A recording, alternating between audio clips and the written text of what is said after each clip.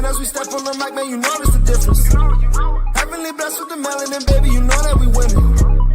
No time for the long talk, got 120 on the clock. Wednesday, 8 through 10, all the bad vibes better stop. Cause you gotta come with that energy.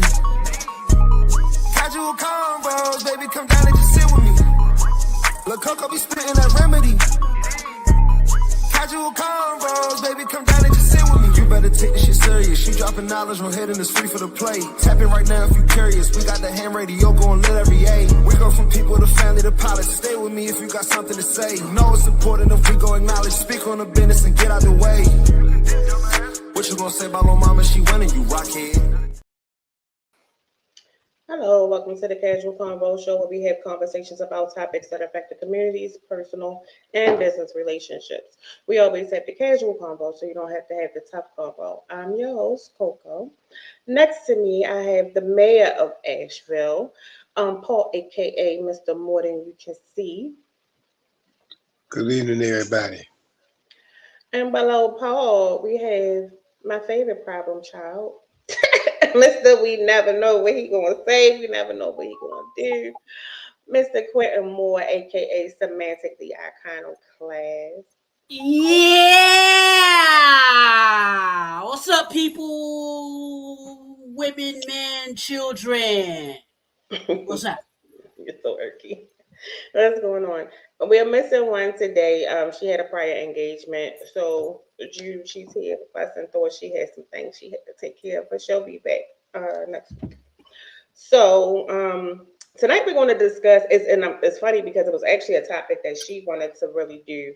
So we want to do it right for her. Is pretty much, with all of this stuff going on in the media about COVID, the vaccinations, Dr. Fauci, all of this stuff. So we wanted to discuss how life was before COVID versus like today with all the things that's coming out. This we're going to take like a little deep dive. But before we get into all that, we're going to get into the mental health check-in. I guess I'll go first. I don't even know what to say because that conversation today kind of put me back into place. But I guess I'm gonna just say I'm still dealing with some stuff. I know my emotionally I'm not good. But as far as my focus, I think it's still there. So I think I'm just still going through my grieving process and all of that good stuff. But other than that, I'm here. Anybody else? Hey, another day above ground, so I'm thankful. But my mental health, it was a good thing that we did the laughter show Monday, the Q&A laughter show. Because, man, I'm going to tell you, man, what a difference a day makes. I'm telling you, just don't know. And I lost, since Monday, I lost a dear friend of mine. And I'm just telling you, boy, it just takes you on an emotional roller coaster. So, Coco, you know what I know what I've been on. But, yeah. So I'm just holding in the road. I mean, I'm good. I'm still laughing about Monday because I can't believe I said the things I said, but then again, I never surprised you. Oh yeah, you was off the chain. You were definitely MBT. So if anybody missed, I can't believe I had Paul coughing up a lung because he was laughing so hard. Yeah. But everything I say, yes, that actually happened. You know what I'm saying? Because if people were to venture into my life and my brain, they would be like, you are just one of a kind. I'm like, that's the way I've always been. I've always been that dude that's, in a crew, you need a person that is a firecracker, a ish starter. And And all my people that I've been around, they say, "Yo, you the guy that's always lighting the fuse." And I'm like, "Yeah," because I hate being bored. Mhm. I don't like just being, okay, we're just gonna sit here and we're gonna. I like shenanigans. I like to have fun. I like to pull strings and all of that to try to like get people to loosen up a little bit. You know what I'm saying? Because if you take life too serious, then you're gonna miss out on all the fun things, and you're gonna see life as just beating you down. I'm like, nah, man. Sometimes you gotta lighten up. You gotta lighten the load and just have fun with it. You know what I'm saying? That's what I like to do. I like to have fun with things. Well, Monday was definitely a time was had. Oh A yeah. time- I watched that. I watched that show. I think I watched that show about 5 times already. Every morning I wake up, I watch that show, and I'm like, did I actually say what I just said? I was like, yeah, I actually did that. Especially with the dollar thing. Yeah. I watched it twice so far. Oh shoot. Yeah. I'm sorry. That's really- Okay. No, keep going. I gotta fix my but camera. but yeah, that's what I like to do because it I got a lot of interesting stories that happened in this life of mine that people would not believe, and I tell them, they were like, wow.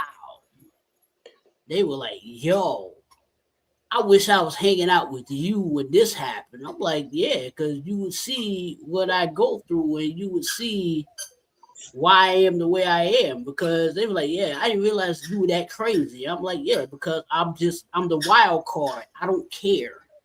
I agree with I you. am I'm like that guy, that the big joker, little joker, the wild card or whatever. I'm that guy. You know what I'm saying? You never know what you're gonna get with it. And I like unpredictability. I love unpredictability. I love it. Okay. All right. So y'all ready? Y'all wanna get into it? I don't know if I had a chance to look at it. Yeah. So, can y'all still see me? Yeah. Yes, we see you. All right. All right. So let's get into life before, like what was different before COVID versus now. So of course, y'all know I did a little bit of research. So let me just tell y'all what I did, and then we can expound from there. So for us, like daily routines and social life, for us, like spontaneous contact, people shook hands, hugged, and gathered in dense crowds at concerts, sporting events, and bars without hesitation. You didn't want to mash or nothing like that. It wasn't no all of these safeguards. Workplace norms. 5-day in-person office weeks were the standard baseline for most corporate and administrative jobs. Public access 24-hour stores, late night dining, and like downtown commercial corridors were common fractures of urban life. Education. Oh, this won't be good. Schools and universities operated exclusively through physical classrooms with distance learning, rarely utilized outside of severe weather days. When it came to travel and commerce, air travel and commuting, boarding, packed flights, public transit, ride shares happened without mask mandates or health checks. Shopping habits, in-person retail was the thing. There were no like major like food delivery apps. They were popular, however, they were not completely overtaken by traditional dining out habits and going into the stores. The economic baseline, consumer goods, housing, and social outings generally faced lower overall inflation, and they were less severe service staffing shortages. So, with that being said, before COVID, what type of things were you doing then that's different now? Let's go Q. I'm not doing anything different. I haven't changed anything. Before COVID, after COVID, I'm still, going out. I'm not wearing a mask. I wasn't really wearing a mask back then. And I definitely ain't wearing a mask now because you know, when COVID first hit, right? They were talking about was airborne. I was like, well, that means I already have it. If it's airborne and I'm breathing oxygen, that means I already have it. There's nothing that can be done. What they did, and it was all propaganda. And this is why I tell people they need to read that book, Propaganda and Persuasion, right? Mm-hmm. They propagandize this quote unquote disease. Don't get Okay. too far into today because that's coming up. Huh? Don't get too far into what Right. yeah. Right. They when they were talking about, well, I was going to the supermarket. They were talking about, well, in the supermarket, you got to follow the arrows on the floor. I was like, what? So I gotta walk. If I gotta go to an aisle that's 3 aisles over to get what I need to get, I gotta go up this aisle, then go down this aisle, then go up another. I was like, no, I'm not doing that. That's stupid. The shortest distance between 2 points is what? A straight line, right?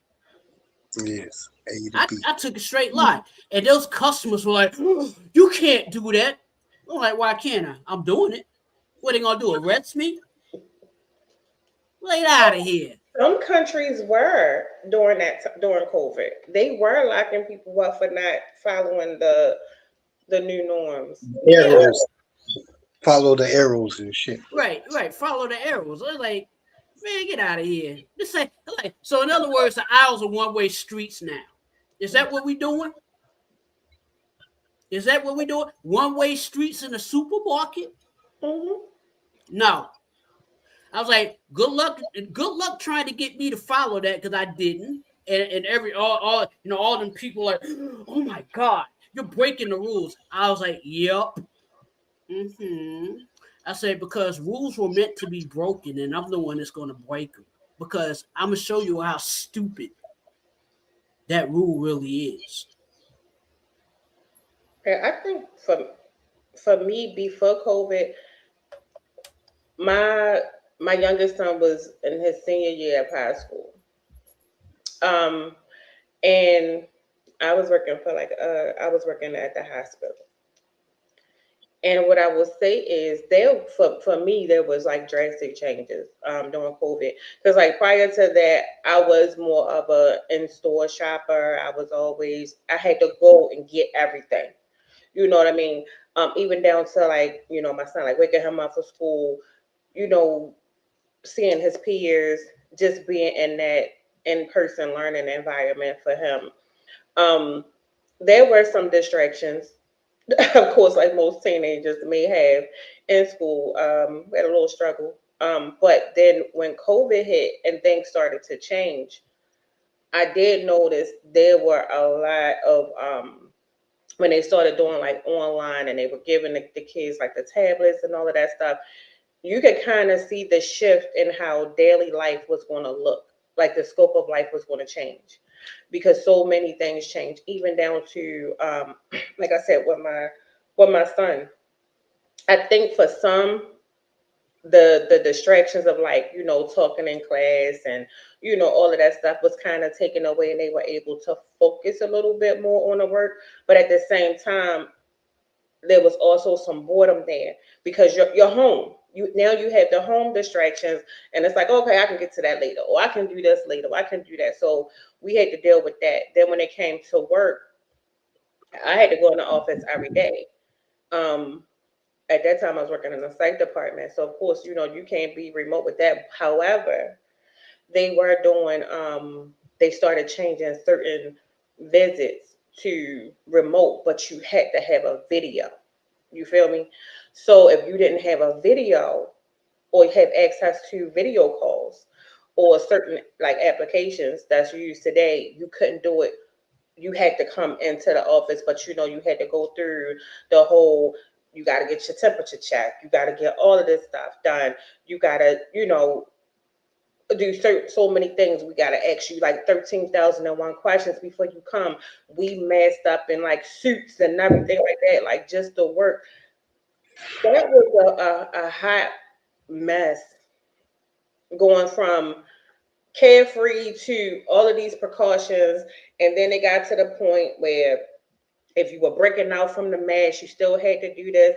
You had to keep this in stock, that in stock, and then certain things. And when you went home, it was like they had people scared. Like I was stripped at the door because I'm in the hospital setting. I ain't trying to bring that. I had a bag by the door, would take off everything at the door and be line straight to the shower. You feel me? So it was like those things for me. What I could appreciate post the COVID was the more social interaction that took place that I saw change during COVID up until now, which I think we're going to get into a little bit later.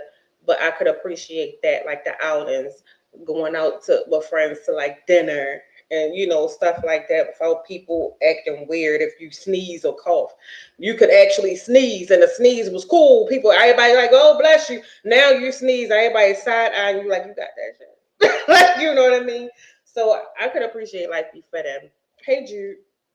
So yeah, that's my take. Paul. Well, before COVID, I was losing a lot of loved people, a lot of loved ones. And I used to make sure I did my best to be at attendance of everybody's get-togethers and whatnot. Make sure I showed up and been there for everybody. That just, you know, and it took a drain. It took a lot out of me because, like you said, you had that person-to-person contact with everybody, so you could be around each other. You embrace people. You feel and feel their pain, and you know, and you just be there for everybody. Now, since COVID, lost a lot of loved ones, a lot of people. Yeah, now it's kind of like I don't go around people like that anymore. I give my support from a distance and show love from a distance because, for one thing, I don't know if it's since the COVID or not, but the seeing the pain in people's eyes after a while, it just keeps taking so much out of me. You know, and sometimes even your most sincere words you feel aren't adequate enough for the situation that people are going through.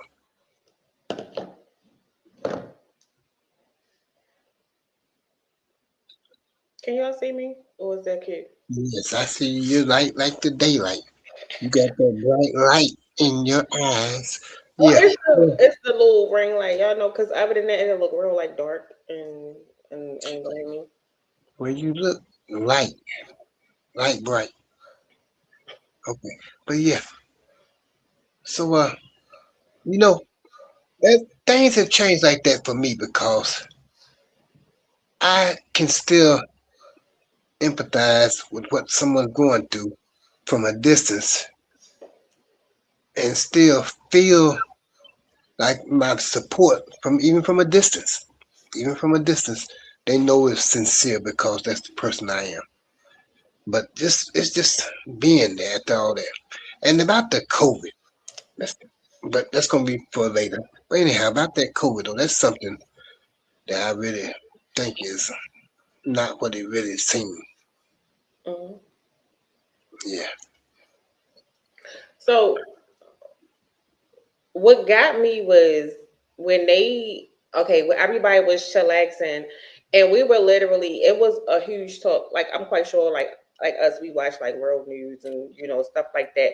They was already buzzed. I remember it very vividly. Um they were already talking about these numbers and like China and all of these other countries. They were like already and dealing with it. We were being told like it's not real, we ain't got nothing to worry about, it's not coming here, we ain't do none of that. And then all of a sudden, boom, we got hit, and it seemed like it just went like wildfire, and then we started like losing people.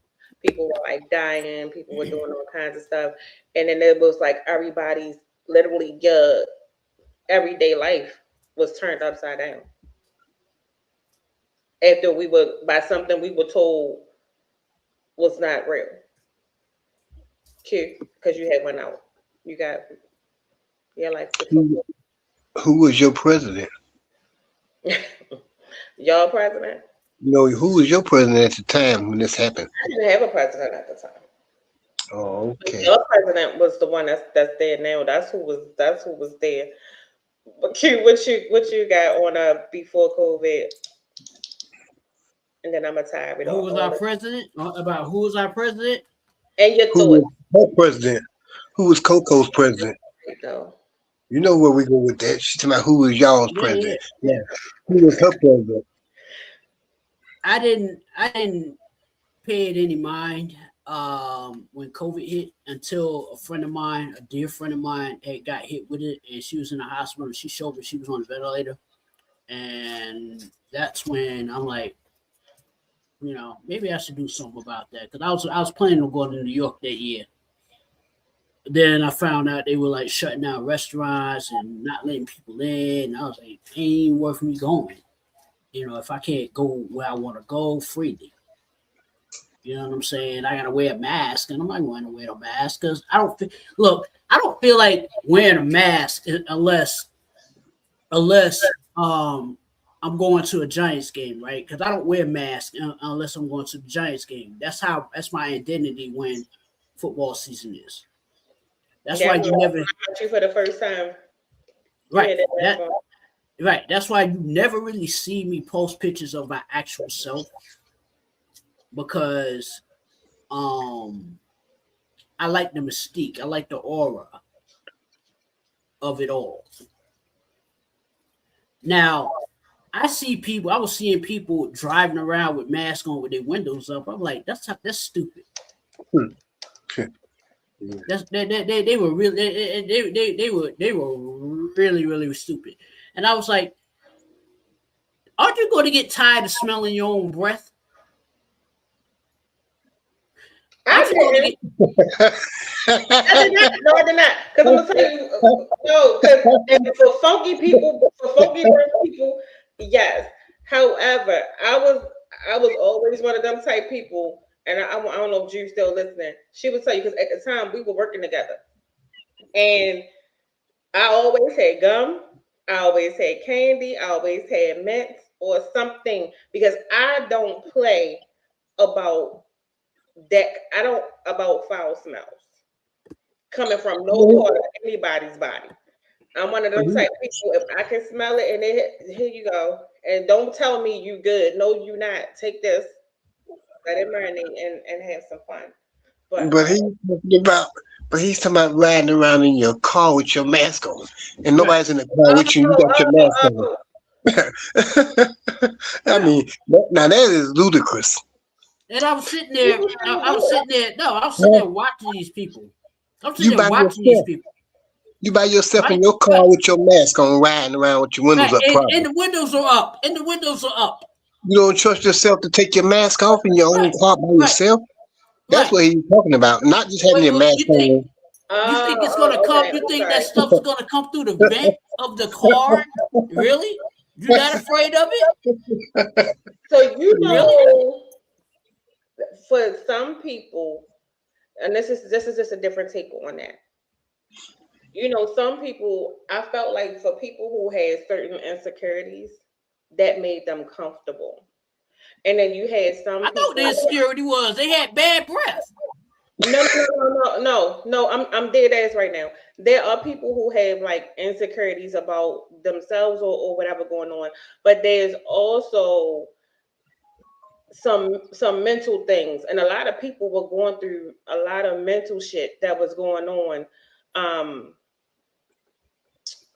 during that time, where so people were literally freaking out. And they didn't trust outside, period. And they would not take the mask off until they were indoors, whether they were in their car or whatever, as long as they were out in the public.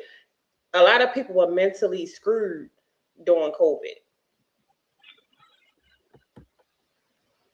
because they had been experimented on. Because they had bad breath. That's why. They I had mean, been look, experimented if they can't smell how bad their breath is, that mask helped them reveal. It revealed to them how bad bad their breath is because they can't see their teeth ducking when they start talking. You echoing. I'm echoing. Okay, I don't hear it, but Okay. I'm good. it's just that simple. I when they said, well, it's airborne. When I first heard it said it was airborne, I was like, well, hell, I got it. Everybody got it, right? If it's airborne, you breathe oxygen. Oxygen and nitrogen and hydrogen are part of the air, and sulfur. That's part of the air. That's part of the atmosphere. That means I got COVID. That's my logic, right? And I was like, okay, I got COVID. Okay. What the mask gonna do? It's gonna prevent me from catching it? If I already got it. That's like saying, if I already have AIDS, right? What's the purpose of me wearing protection? If I already got it. Yeah, I might be protecting other people, but it ain't protecting me because I already got it. So I was like, when I was riding around with the windows down and all that, I was like, man, get out of here. You know what I'm saying? I was laughing at these people like driving around in their cars with the windows up and the mask on. I'm like, yeah, you're an idiot. You're a real blooming idiot for doing something like that. Because they were programmed. They've been programmed to believe this. And was COVID real? Yeah, but so is the Lysol bottle because it says on the back of the Lysol can that Lysol kills COVID. People didn't know that. Because what? People do not what? They don't read.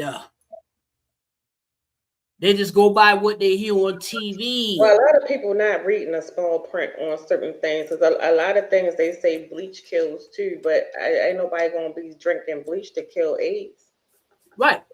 And different things like that. But I think more so it was when you had people dying by the numbers due to that and hospitalizations and seeing certain things firsthand doing that, I could see why people were apprehensive or had certain fears because that was something most of us have not experienced. Well, I know I haven't in this lifetime.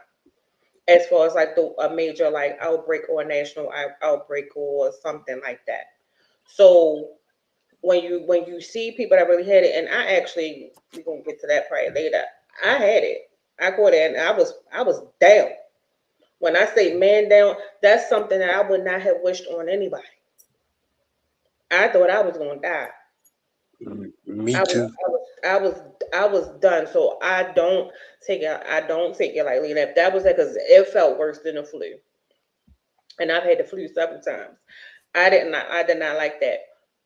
But when you see certain things, like I said, even people who didn't have it, just working during that time, seeing the effect it had on people physically, mentally, all of those, emotionally, that can take a toll on anybody. And we were not prepared for stuff like that, like at all. So COVID was a scary time for a lot of people. You had some people that had their first mental break, like maybe never had like a mental health crisis, never had any type of mental health, like a chronic mental health or illness history, whatever. Literally had their first mental break during COVID. Like, because people were losing literally everything. People who thought that they would never find themselves in certain situations found themselves down and out. People are like losing jobs, losing homes, losing everything. Your whole life changed during COVID. Yeah. And that's the part that a lot of people don't like to talk about. Yeah, it did change a lot of people, but also what it also changed was the socialization of people. Not yet, not yet, not yet. Not yet, not yet. But do you want to just jump into it? Yeah, jump into it because I already let the cat out of the bag. All right. Okay, so we're gonna jump the gun. So because we're talking about COVID, so we're just gonna jump and discuss life during and after COVID. So like now we're gonna discuss remote jobs. Everything switching to remote or not having to leave the house for like essentials as far as like you have your DoorDash, your Uber Eats, your things like that. Those are things that started mainly that became more popular and during COVID. Remote jobs, the working from home, the video visits, the telehealth visits, things like that. Also, we're going to get into workers being forced to get the COVID shot. I got a lot to say about that. And then we're going to discuss those things first. And I want to save Dr. Fauci pleading the fifth for last. I just want to throw the whole thing out there because I know we're going to kind of cover everything and I don't want to keep stopping you guys. Who want to start? Since you were already going, you want to keep going, Q? Yeah. COVID did change the socialization of people. People don't know. People don't go out that much anymore. It kind of made people lazy in a sense because they're relying on DoorDash to bring them their food, and back then when COVID was happening, cats was wearing masks and wearing gloves and spraying down the bag, and I'm like, really? I don't want to taste Lysol fumes in my Popeye's chicken. You know what I'm saying? I don't want to sit there and watch you. You grab the bag by your two fingers and you just daintily drop it on the ground and run away.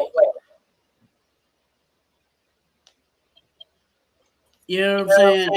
It's just, and if you had COVID, guess what people were doing? They were staying away from you like you had AIDS, like you had gonorrhea, like you had syphilis. They were staying away from you, and I'm like, relax. It's just a bad cold. Yeah, it's really the flu. It's like the Spanish flu. It wasn't. I'm here. I'm sorry, not the. I'm sorry. Well, I had it, and I've had the flu several times. I recently had the flu probably like 2 months ago, but what I had during COVID when that positive test result came, that was not the flu.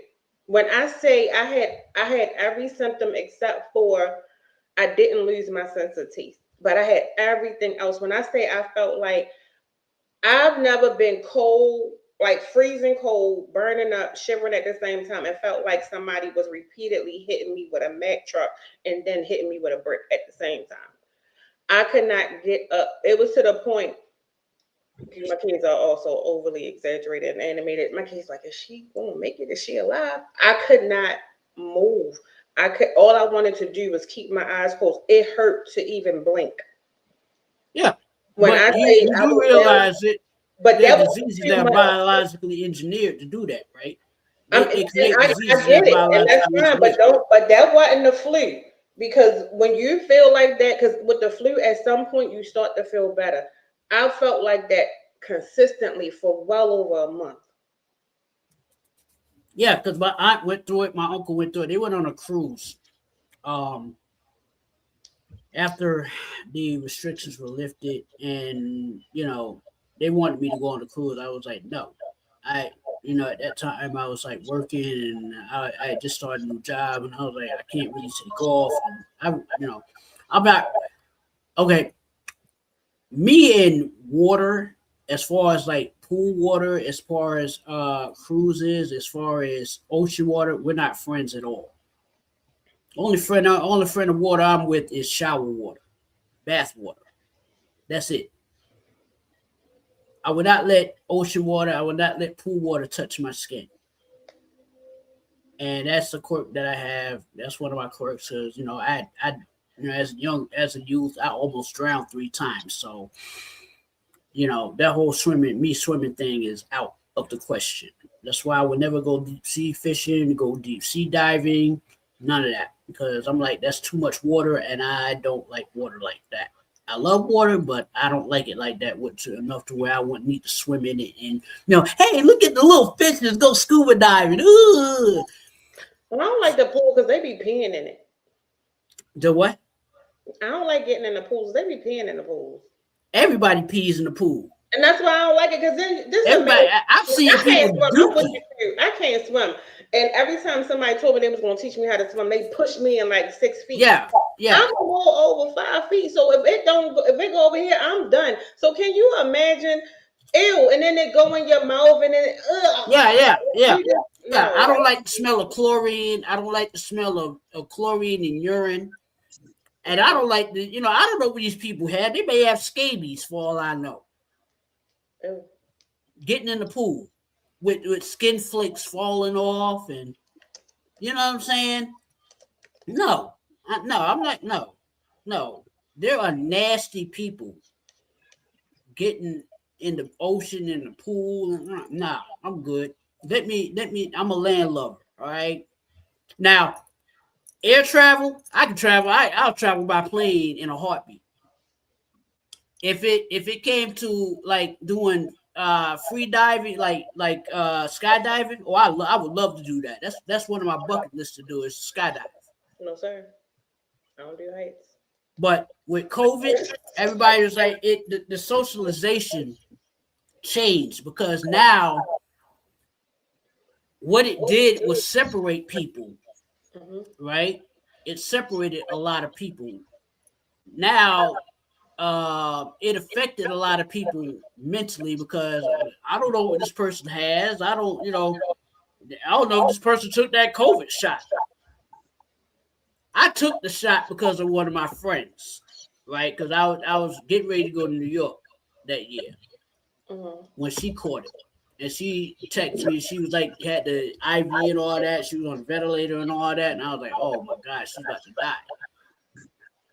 And I was like, yeah, I might as well go ahead and take the shot. I took the 3 shots, the actual one and the 2 boosters. And then after that, I was like, I'm not doing it anymore. Can I say something about that real quick? I've been waiting to get to this part because I have some vices. So I'm not going to say where I work, but I was working at a hospital setting at the time. And I did not want it. So I was like elderberrying it up, vitamin C, taking all of my things, ginger tea, all of that. Things that I still do to this day. Now, mind you, in the office every day during COVID, everybody going out sick. It was me and another coworker. We was literally watching everybody, because I was like bringing in stuff for her. We were taking all of this like herbal stuff. We was chilling at work, geeking, like, work as usual, because we had to be in the office. So we would see people going out for like months getting sick. Everybody was getting sick but us, right? So then it came. I'm probably jumping the gun, but all right, we here now. So then it came about with this vaccination. And then at the time, I was still in school for getting my degree for healthcare administration. And so certain things we were on the part of deceptive research. Hear me out. So here they present with this vaccination, and they wanted to start with healthcare workers. I was against it. I was like, I'm not taking it. I said, because there's no way you can take me something, have me take something that you have not researched, studied, or it's been proven that it works on this thing is too soon. You cannot develop something that quick, and you don't know what side effects, what's going on, what's going to happen, but you want us to be the guinea pigs. But because they couldn't get people to volunteer, what they did was they became deceptive with it and made it mandatory for healthcare workers to take it first, and then they would threaten you with your job if you did not get it. So Yep. we ain't get it. We was like the last ones, and then that email came through. If you don't get it by such and such and such a date, You cannot return to work. I say, get that by the Mhm. And again, during this time, like I said, my youngest son was in high school. I'm a single mom. You feel me? Yeah, I need my job. So yeah, I you went need your to that job. tornado. So I got about 3 emails. And then it was like, if you don't get this by Friday, I remember because I went that Thursday and I got it because I had to send it over, make sure, because they was doing the stuff in the garage. It was like a drive-through. Right. So when it got the shot, all right, started getting a little, like 2 days later, I was in a little headache, but it wasn't. I had a little sniffle, whatever. Mind you, I ain't had no sniffle. I ain't felt nothing up until this point. Then it came to a point you had to get the second shot. The second shot, I was full blown COVID. Mhm. I didn't get COVID until I got the shot. And I was so mad and I felt violated because in this country, we supposed to have a choice, especially when it comes to something like that. Y'all did not do that, and you made healthcare workers, the people that take care of people, your guinea pigs. And then everything that I learned in my class and my course at that time about research and how things are, even down to like vaccinations, anything that we put in our body, there has to be evidence-based data. It has to be backed up by science. None of that was done. And then the deception part that we had to do all of these different studies and all of that shit about when, remember back in the day, like when you had them convincing people, what's the one? What's the popular one? What's the popular one? What's the popular one? With all the men when they gave them all syphilis and all of that stuff. The Tuskegee Yeah, experiment. even that was a deceptive experiment, and Hmm. I feel like this was very much similar to that. You deceive people to get this vaccine because now you're doing your research, because if you notice they were saying how many people were successful, how many people were dying from the fucking shot after getting the shot, how many people were having this side effect. That's how they knew what the side effects were. Yeah. And in my mind I felt so violated because I knew better, but I need my job. Hmm. So we were Well, you gotta also um, blame Bill Gates for this, because Bill Gates, who is the one of the heads of the World Health Organization, right? He for years he's been pushing for a depopulation agenda, right? He himself, Bill Gates himself, said, and I quote, "We need to depopulate this world by at least 10% in order to continue sustainability of resources, meaning food, water, etc." Right? Mhm. So it became a political agenda, not a health agenda. He turned it into a political agenda, like they do most things. They turned it into a political football. And even now, he's still harping on this depopulation agenda, right? That's why he's coming out with GMO corn. That's why he's coming out with various items that mess up your DNA, your RNA, Mhm. and things of that nature, right? That alters your body's chemistry. That's what he's trying to do. Well, they don't want to alter it; they want to duplicate it. That's part of the process of what they want to do, as far as like um the whole code, like because part of DNA was also used in that vaccine. Mm-hmm. So that was actually true. So when it comes to like the DNA, I agree with where you're going there with it, but it's also a bigger picture where we gotta also be mindful about what we allow them to take from our bodies Yep. that's being used. Always read the fine line. And if you're one of them people that sign up for like all of these research studies and all of this stuff, that's what they actually doing, and this is how they're coming up with all of these different things, cloning foods, cloning this, cloning that, creating all of these things, because they also working on a whole nother outbreak. Yeah, because like me, for example, I started donating plasma, right? When I was hustling, before I got this job, and I still donate plasma because I'm like, I just want to get extra money now. You know what I'm saying? That's one of my exercise jobs. Yeah, it's like after the first month, they was like, yeah, you get $800 a month. I'm like, yeah, whatever.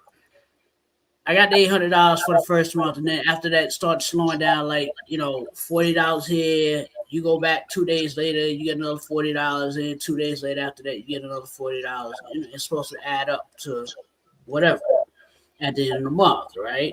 But I don't have time to go there during the week after work because one, I'm tired. Two, I'm dealing with that Atlanta traffic, and I have to go. It's like 16 miles out of the way going north, and I just do it on the weekend because that's when I have the most time free. But I read the whole bylaws of donating plasma and this, that, and the third about what they do when you donate your plasma. They take out the plasma, replace your blood, right, without the plasma in it, right?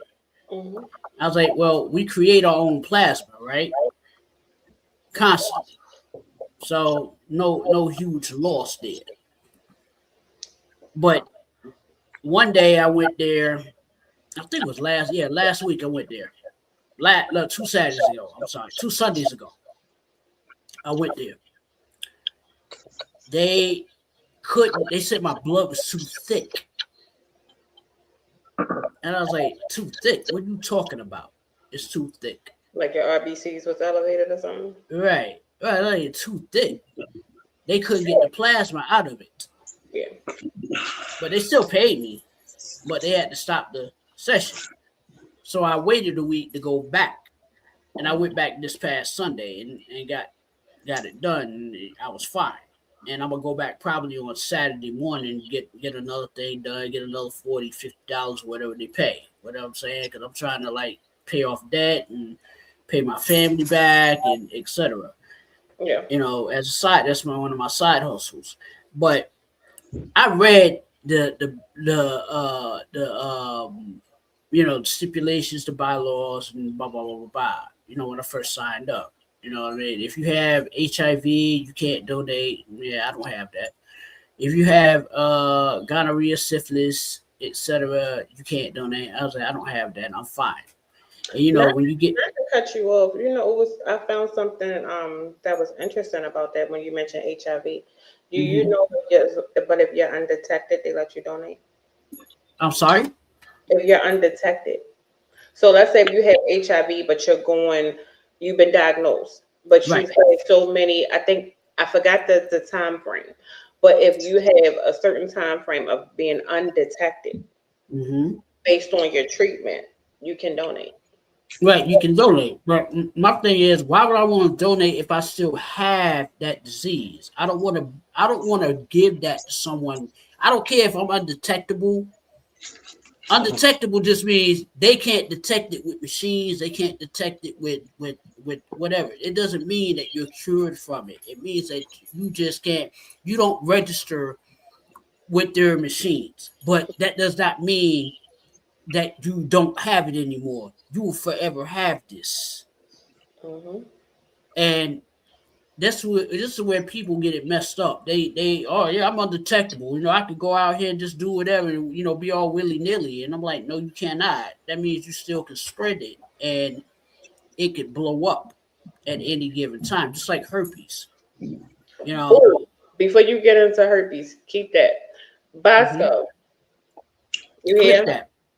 Oh, we can't. It's ham radio. So you can't do that. No, I wanted to bring you in. So shout out to Bosco who was joining us. What up, Bosco? What up, y'all? I wanted to get you in because Q was getting ready to go way into open forum. but I want you to keep that in mind, Q, because I like where you're going. You know, I like talking about house stuff.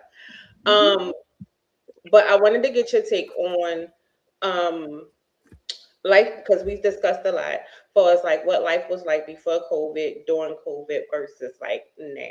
We've all shared our like experiences, our thoughts, and things like that. So I guess what I want to get from you is your take on it. Uh, yeah, nothing really changed for me actually during COVID. Because it took us a lot of work, and basically I stayed busy in my garden. I mean, I literally needed the time off. So actually during COVID, other than me gaining weight, um, actually during COVID, I really felt at peace being an introvert. I traveled to New York. I was able to walk the streets without the hustle and bustle. I mean, I kind of liked it because the streets wasn't crowded, and I liked it. As for I caught the tail end about you guys talking about Bill Gates and Tuskegee experiment, and everything like that. And I'll be honest with you, and I've always felt they use us as guinea pigs. They've always done that with us. You know, and I think with the population control, and Q's right. Bill Gates said this not long ago, within the last 4 or 5 years, Mm-hmm. that we got to start basically cutting down on people. He didn't say it that way, but he said it to where we understood. He was saying we got too many people. We got to start eliminating people. He said that, and that's the reason why I don't eat at McDonald's, because he owns the land that McDonald's grows their potatoes and stuff off of. So I behoove Either people. Wendy's or KFC, neither, because you know they approved the clone chicken and stuff that he was making, and Right, those I at least know that those two franchises are signed up. So if you used to eating like Tyson chicken products, don't, yeah, because they are also using his lab chicken, and right. that and the FDA and all of that stuff, they approved it, which I felt like was retarded as, but okay. And Go you ahead. know something, so as one who lives overseas, and that's the great thing about living overseas, they don't go for that over there. They don't play that over there. They don't go for that.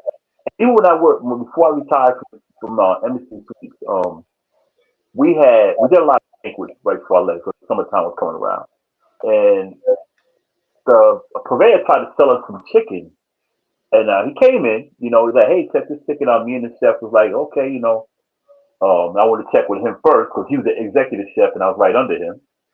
And we cooked the chicken. He said taste it. So we cooked a few off, and we were like, this is not real chicken.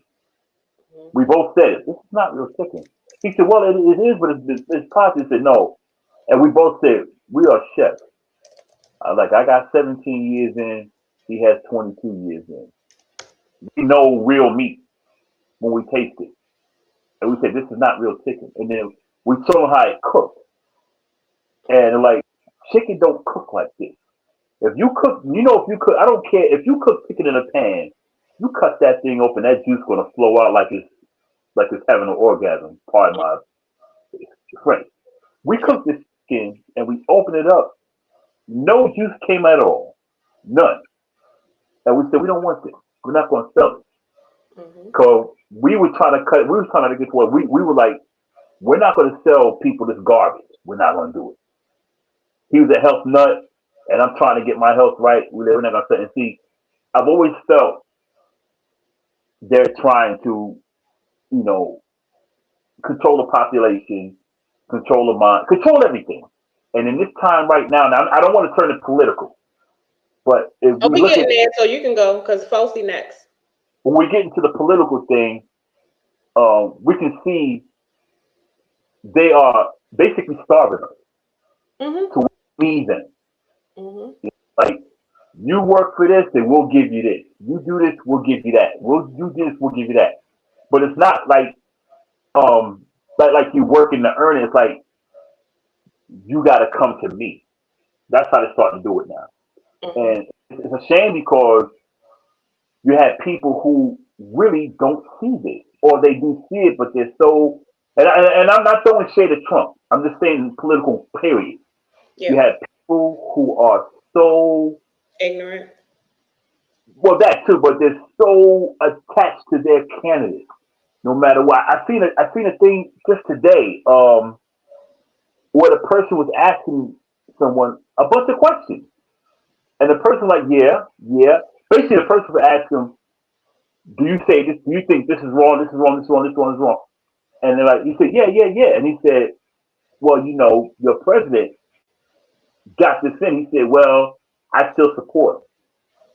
And that's that cognitive dissonance a lot of people have. Like, and it's like, you know what he's doing, but because you like him so much, you don't care. And that's where we're getting to where we're going downhill, man. We're going downhill. That's why us as black people, we got to cut this bickering out.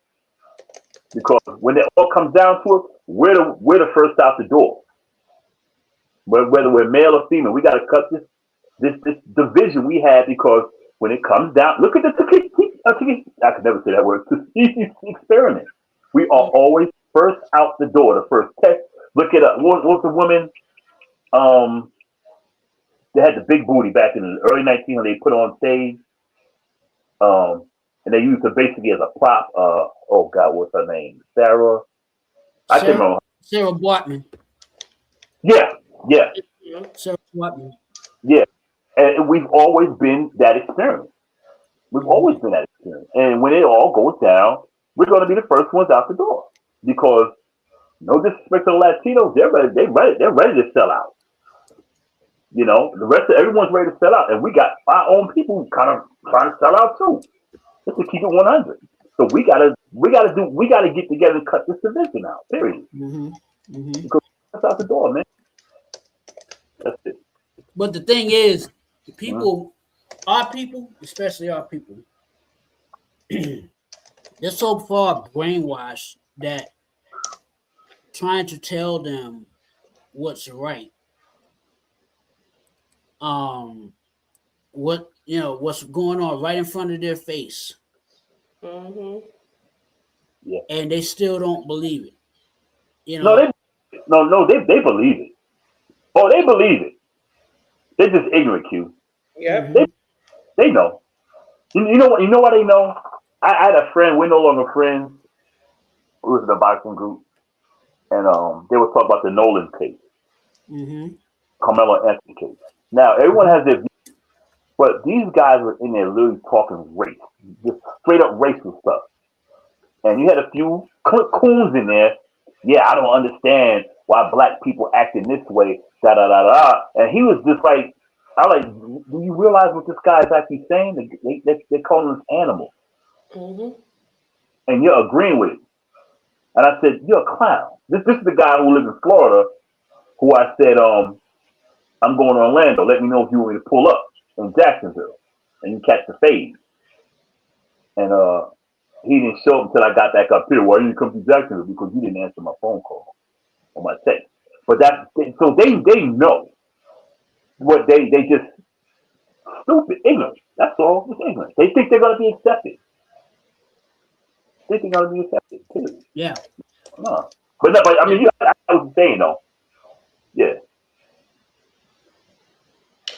But with that note, let's just bring in Fauci, because I'm feeling some type of way about this vaccine.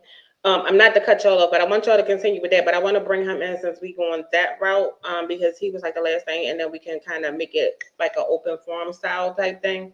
I wanted to specifically mention him because we all know that he's well, I'm not going to say we all know, but whatever the headlines and what's going on, he's been pleading the fifth. And by the time it came, we all talked about how the vaccine was pushed, and I also said it was deceptive. There was no evidence-based data. There was no research. It was like we were the research. So, with that being said, with him pleading the fifth, I want to get you guys' thoughts on what that means, because even like my good friend Tina, because she even said like she still deals with some long-term. I gotta find the actual comment. I forgot what it was. She said she still suffered from like brain fog. from long-term effects of COVID, like one having COVID and, certain things like that. So I think a lot of times, and even talking to like a lot of my friends or colleagues in healthcare who may be having some like delayed effects or like not wondering why certain symptoms are coming from. And I did mention I felt like we were deceived because they made healthcare workers the guinea pigs. So a lot of people are either having like some type of respiratory issue, heart problems. All of those things have been connected to the side effects of COVID.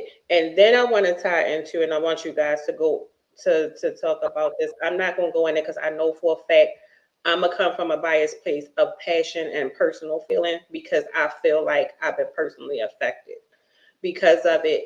And that's so I don't want to kind of bring that type of emotion into it, so I'm gonna let you guys have it, but I want y'all to also talk about how now all of a sudden after we were forced to get this shot because it was so safe and it was for our well-being and it was for all of these things, now no place, and especially in healthcare, is it mandatory for you to get the COVID shot. Now the flu shot is not the COVID shot at all.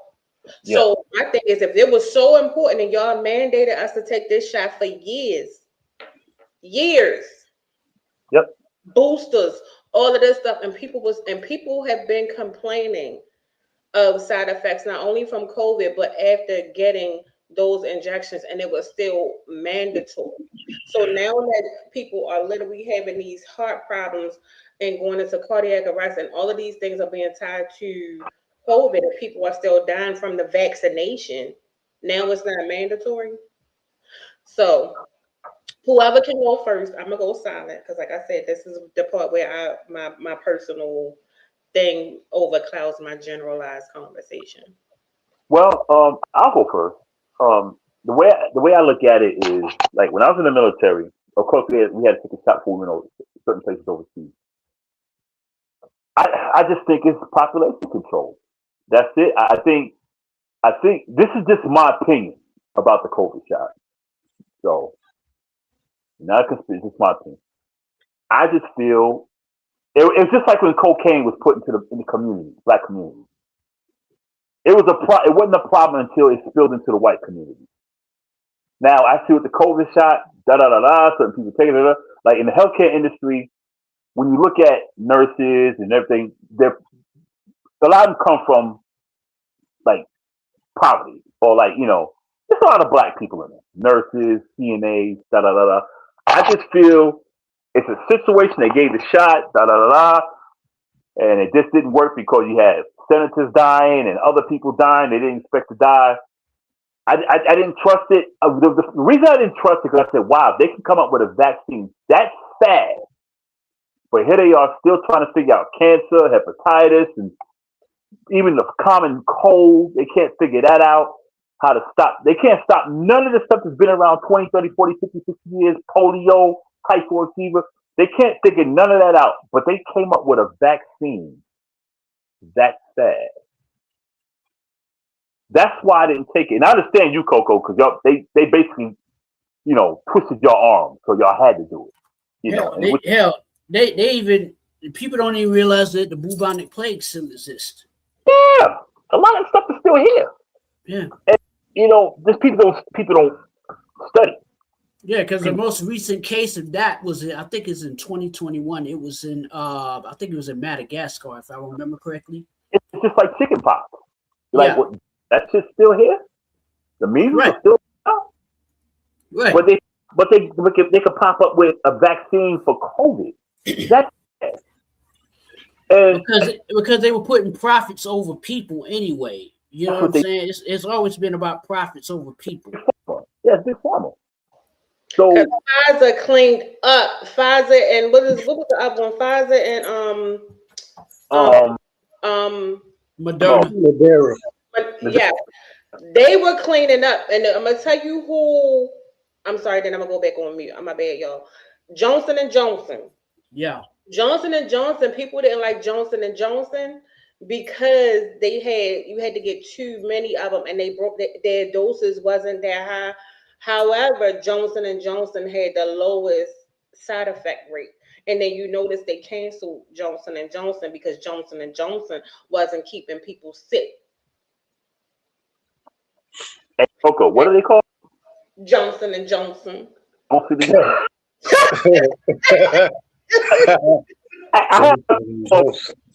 I'm here dying.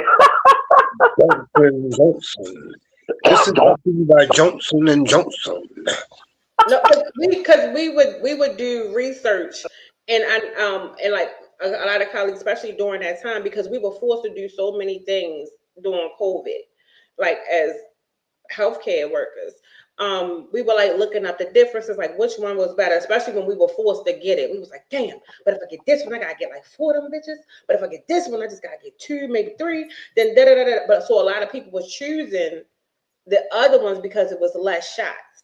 But statistically, and when the research started coming out, people who were going with Johnson and Johnson, they were not having the same side effects, and they were least likely to get COVID. They didn't have a lot of people that Pfizer and Moderna had. You get what I'm saying? So then, next thing you know, if you notice, they don't even mention Johnson and Johnson. Nope. You know something? I want to send a shout out to somebody at the restaurant I used to work with called Crave. It was like a dessert bar. When everyone was being forced to get the shot, and people were saying how they were going to come to the restaurant if we didn't get the shot. The owners, they said, well, if you don't want to come to our restaurant because we're not going to get the shot, don't come. They was like, well, we're not going to force no one to get the shot. It's funny. It was a black guy, a white guy, and an African guy. Those were the 3 owners. They said no. They said, if y'all don't want to get this shot, you ain't got to get it. You're still employees here. We're not forcing no one. And nobody got the shot. And we were like, that's why I said, I got to shout them out, because they're like, no. They didn't even trust it. They're like, no, I ain't trust it. And one of them was a Republican. He was like, no. Yeah, because it came out like damn near the day after COVID was announced. Like, all right, we got a vaccine for it already. I'm like, wait a minute. But like I said, but you got the other diseases. No vaccine has been produced in 2 weeks. Not even a freaking flu shot. And then people tried to tell me, I know I said I was going to be on mute, but I'm going to go back on mute after this. Because people remember that, what was that one back in the day? No, what was that one? It was back in the day because I was working in Peas. What was the one, was it H1N1? Was it that one? H1N1. Yep. Okay. So remember when they had that, and everybody was like, it's just like that vaccine. I said, no, it's not, because I'm gonna tell you why. Because I remember, because I had to sign people up to come into the clinic, and I was giving that vaccine to people. They did not immediately have a vaccine for H1N1 the way that they did COVID.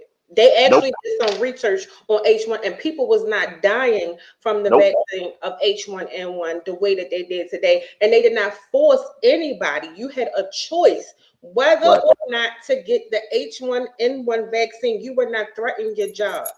Right. And that's okay. I'm going back on mute. I'm sorry, y'all. Coco, no, you need to speak from emotion, because you're the one in the healthcare field. No, don't mute yourself. Speak that shit. Ooh, my bad. No. You know, the type of work I do. I can't. Yeah, I mean, you know what I mean. Yeah, I know, but I mean, but speak. I mean, no, from that standpoint, and then being a psychology major, one of the things that we do, and one of the things we base most of our decisions, no matter what field you're in, is off of the data, evidence-based data, and off of research. Research is important for anything. Right on. You're making any decisions whenever you're putting certain things, it has to be proven that it works. And then if it's not backed by science, what are we doing? Right. That thing was not backed by science at all. Nope. Anything else, if you look at any research study, anything that has been research studies towards vaccination, when you pull it up, because it's public information, you can see every research, whatever group, whatever country, and it's widespan, and it's backed by science. Science is the fact check. Science is the fact check. Yeah. You couldn't say dispute the science of stuff. And when people be like, "Oh, science," yeah, science is really important because that's how we find out stuff. No matter what we do, like, down to like the mathematics and all of that stuff, it's still about the science. Not according to RFK. He says it's not about science. You got to get the stutter. You got to get the stutter. You know, you got to get the stutter. Well, RFK was never STEM anyway. He was never a proponent of STEM anyway. You know what I'm saying? And he himself was a science experiment because he was talking about brain worms. And I was like, he should have been on the side of the bed. If you had brain worms, okay. If you had brain worms, you pretty much would be dead right now. Finished. You'd be dead. Finished. Yeah. A long time ago. He's lying. Yeah, he's lying because, okay, for those who don't know, and you know, I read a lot. You know, I know Bosco reads a lot. You know, though, because no deceptive research is actually illegal, but they mask it in different ways. So when it comes to stuff like that, when they try to put different type of propaganda or certain things in your face, they use persuasion. They use what they call junk science. Yeah, or they use persuasive measures, just like with COVID, it was a fear tactic. That was to persuade people to do it, to say this work, because they already had us in fear of going out. That's a part of that. That's a part of the propaganda. That's a part of that propaganda that I was talking about. It's part of the propaganda. If for those who don't know, there's a thing called a blood-brain barrier. Right. Okay. There are certain worms that can get past that barrier, that go through the blood, can get to the brain. Tapeworm is one of them. There's another worm called, I forgot what it's called, Nigella flagellum, and that's the worm that that's the protozoan that you get from I think stagnant water. If you dive into stagnant water and that bacteria is in there, that protozoan is in that water, and it goes through your nose, it goes directly to your brain and it starts causing havoc. I learned that from watching Monsters Inside of Me, and I did research on that. That's my show. Yeah. Monsters Inside of Me. I love that show because you learn a lot watching that show, because there's a lot of diseases out here that people don't know. Yeah, that and National Geographic. Oh yeah, you got to watch National. You got to watch that, and most people, they don't want to watch that because it's boring, it's corny, it's boring. I'm like, no. I grew up on it. Yeah, exactly. I grew up on like Mutual Omaha's Wild Kingdom. I grew up on nature shows. You know, me and Bosco had that discussion. Marlon Perkins was my dude, the old white guy with the white hair. You know what I'm saying? Talking about the lions and the tigers. I was like, yeah, that's my dude. He was doing it for ancient history, because you know I was fascinated and so obsessed with like ancient Egypt and all of those things. They would go dig into tombs and how they would do it, and the tools and stuff that they. Oh, I'm sorry. Yeah. Okay, let's just go into open forum. Whatever we're gonna talk about, we're gonna talk about. I grew up reading the National Geographic, the real National Geographic magazines. Yeah, that too. Before they cut them down to miniature size National Geographic. I remember back in the days when they was just the regular size. Words and stuff. To learn about the tribes of Africa and how they before you go to that, before you go to your open forum, see, I never did get to comment on the doggone COVID shot, because see that COVID thing. You know, I think that come from them chemtrails, the many flights of chemtrails being spread across the skies and all that stuff, and then. When they finally hit whatever they had to hit to activate that shit inside of people, that's how they got about with that COVID. Now, them shots, they come up with them shots because they want to see how the shots would react to the stuff that they had been spraying around in these skies that we are breathing. So They some don't do people had adverse reactions and some didn't. But Yep. the shots, like you said, they forced people. They wanted to force people in the shots so they could see what was going to be results of it. Mhm. I'm telling you, they still spreading them damn chemtrails around. People ain't paying attention. Yeah, Them mother making little false ass clouds and all that shit that come out of them ain't natural. it's an experiment. They People better experiment. pay attention. People better pay attention. But yeah, that's all I want to say about that. Now y'all can go. I just want to talk about that COVID shot for a minute because I had the damn COVID boy. And I'm telling you, I don't know. I would never want nobody to have nothing like that. I thought I was dying. That was horrible. How y'all feel about Fauci pleading the fifth? Because we didn't really expound on that. Wait, say it again. Who? Fauci. Well, he ain't no more crook than the rest of them. I don't like saying that name, so I say it how I want. Fauci. Fauci. But yeah, he ain't no worse of a crook than the rest of them up in there. They all up in there getting what they can get. Oh, Dr. Fauci. Yeah. His name Fauci. Fauci. Fauci, Italian. He's yeah. supposedly Italian. He's supposedly an Italian, and Yeah. I didn't trust that guy. I didn't No, trust that look, guy. he is Fauci today because he is falsely in all of the butcher combs, and then he was the main one pushing the agenda for the COVID, and he was the spokesperson for what's best and why the vaccinations was important and why social distancing was important, why the kids couldn't go to school, why we needed to be 6 feet apart, and all of these things. He was part of that whole thing. So now all of a sudden you want to plead the fifth? That's why, and this is why. No, ain't no pleading the fifth. Nigga, talk, because a lot of people, millions of Americans, because I ain't even gonna single out the red versus blue, because red and blue was sick as fuck from that damn vaccination. And Yeah. you now you all of a sudden you want to sit there and take that people having heart conditions, respiratory problems, long-term effects. Like ain't no you plead the fifth. Talk. You was talking about COVID. He is protecting himself. That's why he pleads the fifth, because you know he can go to jail for that. Well, He he loses. had to go to jail. You weren't worrying about going to jail when you was lying to the American citizens about COVID. Because that's what he's getting. That's what he's there for. Getting kickbacks. He's getting That's what they brought him in there for. They brought him in there for him to lie. Yeah. They all are a bunch of crooks up in there playing that whole damn crooked game. All of them. They all up in there playing the whole damn cricket game. It's the Republicans' time right now. They're gonna try to punish the Democrats if they can, as many as they can before they get up out of there.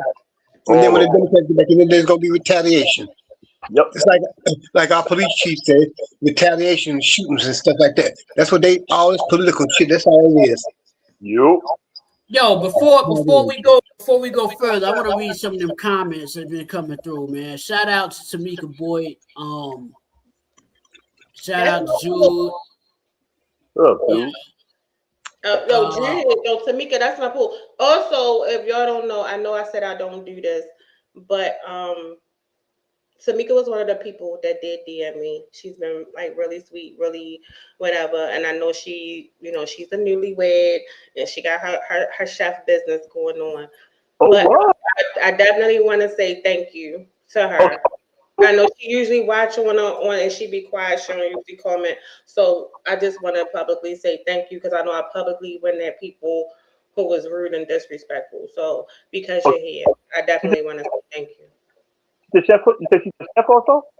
Yeah, she be cooking. Go to her page. If y'all need somebody, if y'all in Baltimore, and matter of fact, I think she got some. She doing some plates coming up. Go ahead and get some of her food. It'll be fire. You know, I got for my chef. We got a little society. Oh yeah, definitely link and network with her. Yeah, I definitely will. Is she on your page? Yeah, she on my page. I'll send you her stuff. Bet. Yeah. It's just that. Oh, Q, go ahead and read the comments. I'm sorry, because I did forget that part. Jude saying that, starting off with Jude, shout out to Jude. We miss you on the show. Yeah, I know you had in the business. She said Walmart's 24 hours. And where? Back before COVID hit, it was 24 hours. I used to shop there at like 2 o'clock in the morning when nobody was in there, and I was loving it because Well, I was avoiding people.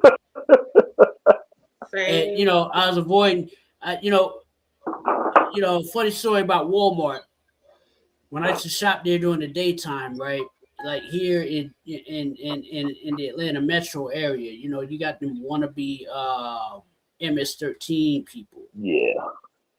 These wannabes, right? So I go into Walmart, go into the electronics section to go, probably go get. I think I was going to go get something for the computer, like a peripheral for the computer. And I got these two dudes gritting on me. I'm like, the hell they looking at? Yeah. And they up here like staring me down, like I was like, listen. I don't give a rat's ass about MS-13, PG-14, whatever. I don't give a. I look. I'm down to fight. Me too.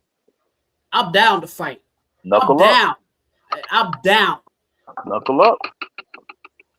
I said, looking at me, gritting on me and all this. I'm like, man, get out of here with that, man. I was like, listen, I will kill you too. And I would be down to be put back there in that little room where they interrogate you before they put you in them cuffs and all that, because I don't care. Yeah. And I'm not bothering anybody. I don't bother people. When I go shop, I'm single-minded in my focus and getting what I got to get and getting out of there, because I'm not trying to sit there and hold conversation with people in line. I'm not trying to do all that talking. I'm trying to get in, get out. Mm-hmm. That's what the men do. You know what I mean? They want to sit there. But I think COVID fucked that up for all of us. Yeah, it did. They started shutting down stuff early. People was losing it. They was downsizing staff. People was losing their jobs. All kinds of stuff. It just messed up the whole thing. What I really want to talk about too is, and I think this is like perfect, especially for the y'all that's up here now, because I know y'all gonna go on this. I know we keep mentioning it, but we keep going around it because other stuff pop up. Social interaction. So I think prior to COVID, my personal opinion is prior to COVID, because we would be in person more, whether you were shopping, whether you were at the market, whether you were anything that you did, went to the restaurant, we would went to social gatherings, you would go to spoken word lounges, all kinds of stuff. You were socializing. After COVID, because so many things like like the DoorDashes, all of that stuff became popular, a lot of people was like becoming scared to go outside. Social media blew up because everybody was like online. So I feel like now when people be in person, because during that time all we had was like phone, video, or online, or texting became very popular. No matter what you did, whether it was for your doctor's office, because now all the portals became the thing during COVID, telehealth and all of that stuff. Even like your provider will text you, as opposed to whatever your preference is. Text messaging is a thing. So I feel like now, like before then, I think we were more social as far as like in person socializing. Where so now I feel like online people can say whatever. Oh yeah, they funny. He ha ha ha. Then when you see them in person, they on mute. People don't have that in person social interaction, I feel, because it created a lot of mistrust. I agree. A lot of mistrust happened when the quote unquote COVID virus hit. It brought out a lot of mistrust in people. People started not trusting anyone, and that's the break. That's how you break a society, right? You create mistrust among one another. Yep. It's the same thing what they do in North Korea, right? Yeah. North Korea, everybody's spying on one another, right? You can't trust anyone, not even your own family, because if you say you speak out against the government, guess what? What is the family going to do? They're going to go run. They're going to run tell an official so that they don't get in trouble, because their rule is, North Korea's rule is, if you're hoarding that type of information, They don't care if it's your brother, sister, cousin, whatever, somebody close to you. That means the cousin's going to jail, you going to jail, and if you have a kid like in the womb, he's gonna be born in prison. Yep. They have that 3-generation rule. Yep. Yep. It created a lot of mistrust in this society. But So you know what now, Okay. No, go ahead.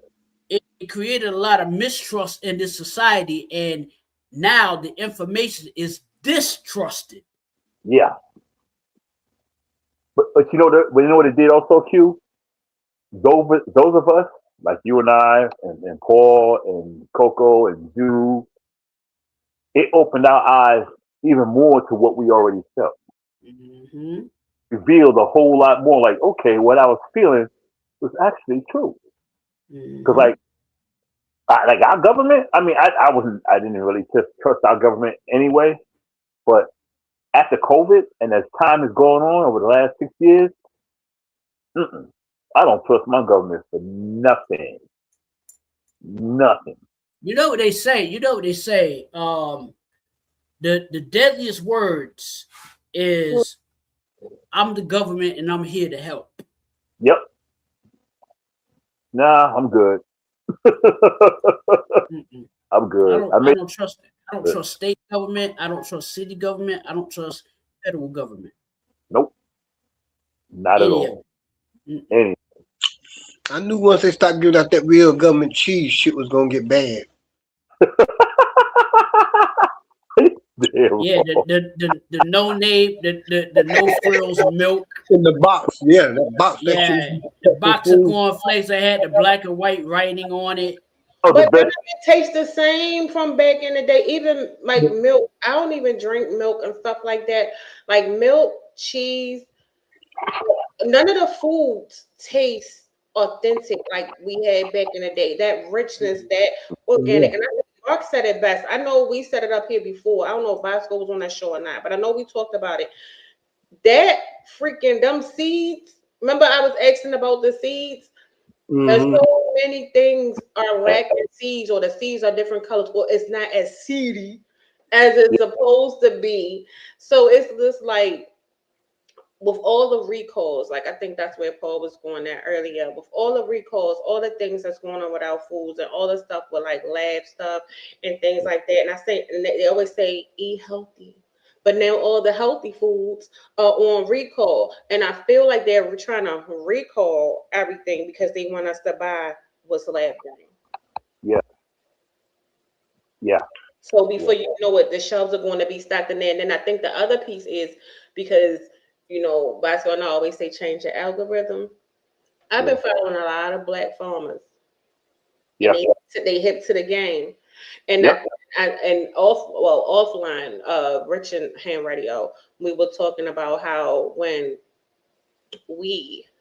our people start to become knowledgeable and successful of something, if you notice, all of a sudden there's a flip side. It ain't right no more. It ain't right no more. It ain't right no more. It ain't right no more. Remember what you said? It ain't right no more. No, it's not right. Like as far as like farming, like now we're learning how to grow. We're learning how to take care of our body.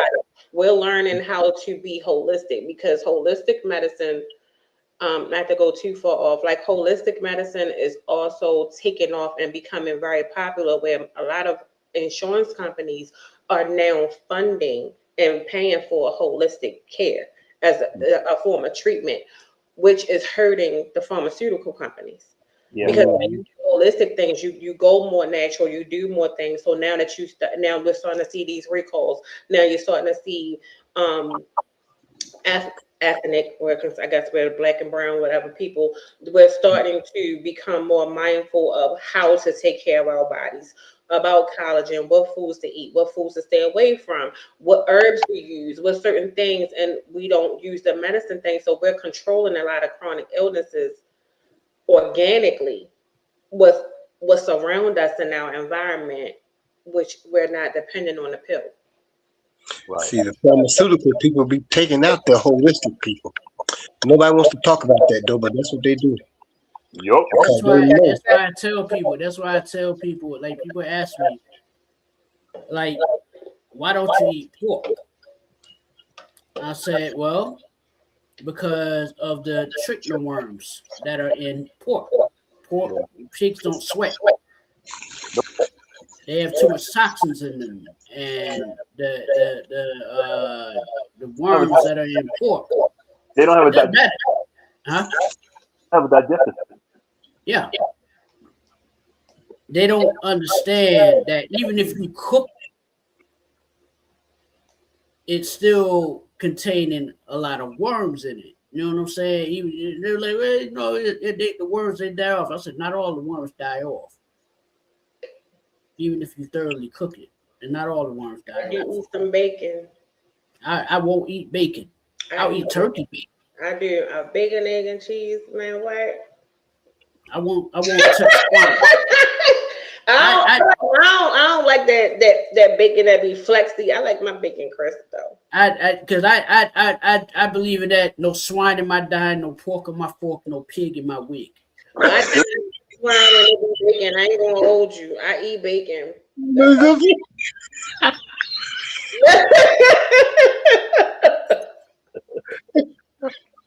Hey, No, I'm dead serious, boy. This is how it is. It's how I am. look. You look. Look. I don't know what type of whatever Q been doing. We need him to keep doing. Q has been on one since Monday. Hey, Coco, look at it this way. You like bacon, and Q likes white women. I love my brothers though. I ain't gonna hold you. Look. Dr. Umar is gonna hate my guts. Dr. Umar is gonna hate my guts because I love them snow bunnies. And I will tell him to his face, I love snow bunnies. What you gonna do about it? But when she said she like, I ain't gonna front. I don't eat bacon, but I love the smell of bacon, man. I love the smell. I love the smell of bacon, dude. I really do. I will sit in the room all day like. I love the smell of bacon. We used to cook sheet pans full of bacon back in the day. Yeah, but that's like 20 pans of bacon at a time. yeah. That's in the oven. Bap. And had the whole kitchen smell like bacon. The whole compound smell like bacon. And everybody was ready for breakfast. Yep. Yeah. Yep. Ready for You said she don't eat beef. Q, I thought you was reading the comment section. What happened? Oh, yeah, let's comment. Oh yeah. And, you know, got distracted though. You know, back in June, back at 8:14 p.m., she said, "Hey, peoples," and Coco said, "Hey, friend," at the June 312. Quintana Waters, what's up, Quintana? She said, "Hey, sister." No, it's Quintina. That's me and Tina been friends for since like Quintina. I'm sorry, I mispronounced her name. It's Quintina. Quintina, don't come for my head. Don't kill me. Don't murder me. I mispronounced your name, and I do apologize for that. Just call it Tina. Hey Q, let me tell you about Quintina. I mean, she is fine. How fine is She's dog for Q. She's a beautiful black sister. Yes, Lord. And look, I don't discriminate. Even though everybody say I date snow, but look, I date everybody. As long as they have a vagina. I don't do the penis to penis thing. I'm sorry, I don't do the P to P thing. You know what I mean? She has to. I have certain requirements. Wave it around like a helicopter. She has to have breasts. She has to have a vagina. Naturally. None of this. Well, I was getting ready to be like, be Pacific. You got it. Yeah. She has to be naturally split, not hit. She has to be naturally feminine. I don't want no injections. I don't want no BBL. Nope. I don't want no. I got a fake penis that I use. Nah, not fake penis that squirts. I'm like, nah, I'm not down with that. I don't know. No, we don't do that over here. Nah. Nope. But you know, So boring. Like, don't do it.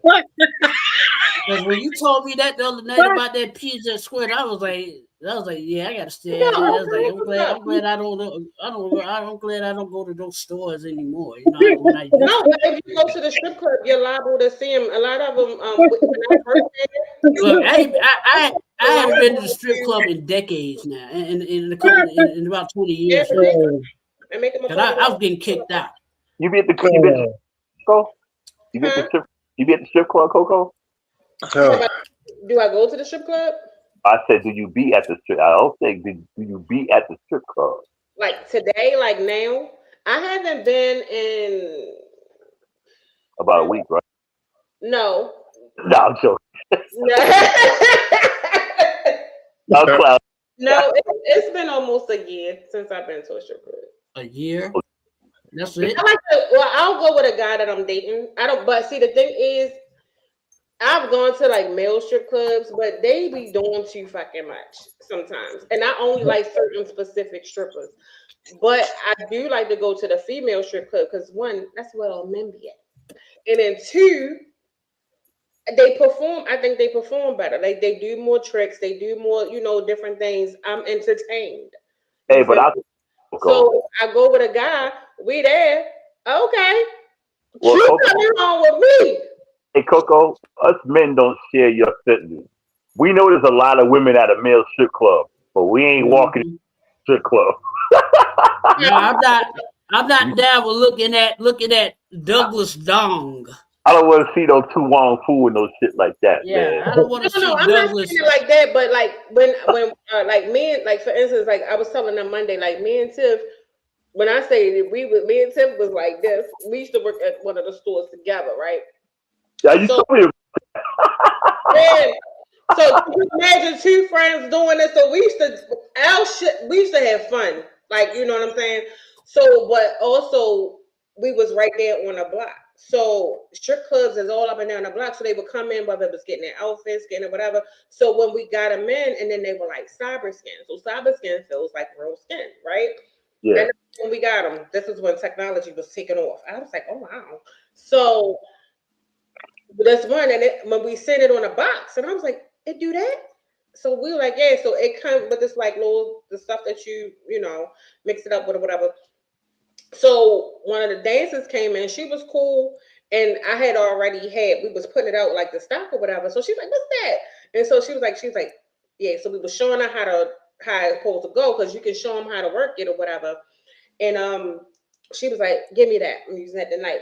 She made bank on that fucking stage. Hell yeah. Like she made bank on stage. Like I don't mind like the props and stuff like that. It's just like the same thing. Like I've also like I've been to like male strip clubs, I've been to male stuff when they have it. Like I said, certain male strippers that I like. So they might, you know, jerk off on stage, but they just be kind of boring to me. And then all the gyrating and no, I don't be. But when you go to a female strip club and they hanging from the ceiling and they doing all kinds of stuff, I'm thoroughly entertained. You get stories from me. I got limits to that. Because I've been to strip clubs where this chick had cigarette burns on her booty. Oh, yeah. Bumps on her booty. I was like, you know, look like pimples or scar, booty scar, acne scar. Yeah, acne scars. What the hell you been doing in this club, woman? I never scared. I don't go to them. Like the bone crushers in that. You look like one of those strip club bone crushers. I don't go to them kind. I go where they looking like something out of like King of Diamond or something like that. You can't be looking like you just finished doing. I used to mess with hookers, right? See, I used bone crushing. to mess with the hookers. Not screw the hookers. I just like toy with them. Hey, how much? $100. And as soon as they come over and it say the price, I roll my window up and drive off. That's a big dog. And one of them knew me. She said, "Hey, Quentin." I just rolled my window up. How she know you? She lived in my building. She lived in my building. Boy. Dang. I just rolled my window up. I was like, no. Tail hopping down the bunny trail. Not touching that chick in the history of ever. So this open Okay. discussion. Yeah, we ain't open for him definitely anytime Q talking about messing with the hookers. Oh, Would I do that now? Like a piggyback off of. I'm telling y'all, if y'all didn't see Monday show, y'all gotta go back, go on YouTube, Casual Combo, go and watch the Monday show. I'm telling you, you will not be disappointed. Q was MVP. I think that was the rawest and rarest we have ever been. damn. And stay tuned for part 2. Well, not even part 2, because Mondays, that's the theme where we pretty much ask each other random questions. Also, those of you who watch, listen, or whatever, y'all can also comment your question, come up and ask a question, and we gotta answer it. So Truth or dare. you ask, we gotta answer no matter what it is, and we ask each other the most random. I think it's a more carefree, and we all agree, like, we in times where everything is so heavy. Everybody's going through something, so Not laughing enough, man. right. So we need a little bit of laughter. And when I tell you, Q show his natural ass. well, I had to because listen, everything I told you all about, it actually happened. And when especially about the whole strip club business, because there were 2 friends of mine, one still living, the other was passed on. God rest, Sean Bryant, he passed away in 2011. And that was like all the 3 of us, we were like the Soprano. They called us the Black Sopranos, right? Sean was like Tony. I was like Silvio, because I was the one. He was like, he told me, he was like, "Yo, Q, you like Silvio? You the consigliere and all this, the wise man and all this." And I was like, "All right, I'll be, and." Silvio was my dude on the Sopranos. Yeah, I love Silvio because Silvio didn't care. Nah, Silvio didn't care. He gotta go, Tony. Just we gotta let him go. Right. It's all right, Tone. Get out of here. Now we're gonna take care of it, Tony. I was thinking, having him around is not good business. Yeah, you just go on home. I'll take care of this. Right. Silvio, dude, boy. If it's the fools, Oh yeah. Silvio's that dude, boy. Silvio was that dude. Everybody thought I was Silvio, right? And I was like, all right, I'll be Silvio because the girl, and everybody's like, all the strippers like come over to me like at the end of the night, right? Because that night when when I was doing the dollar trick just to see if it would work, and it actually worked with me smacking the chick on the ass with the dollar and it fell off, and I take that same dollar and she thought she had $600, right? Because I kept filling her up. I go back to the bar. That same chick came up to me that night. I saw what you did. I was like, "What'd I do?" I was like, "What'd I do? I ain't do nothing." She was like, "I played innocent. I saw what you did." I was like, "What you mean what I do?" You could absolutely the fuck never play innocent. I took advantage of her, right? I was like, but you could never play innocent. No, I was like, what? I said, I didn't do anything to you, honey. I just saw a big, fat, juicy, ass, and I wanted to just touch it. You know what I mean? I didn't mean to violate you. If I violate you, I apologize. I brought her up here. Then this thing, I took her home, banged her out, and then sent her on the way. And the other two were like, "Q, how you always be pulling these strippers?" I was like, "I don't know what I'm doing right. I just talk to them. I don't chase strippers. I be at the bar.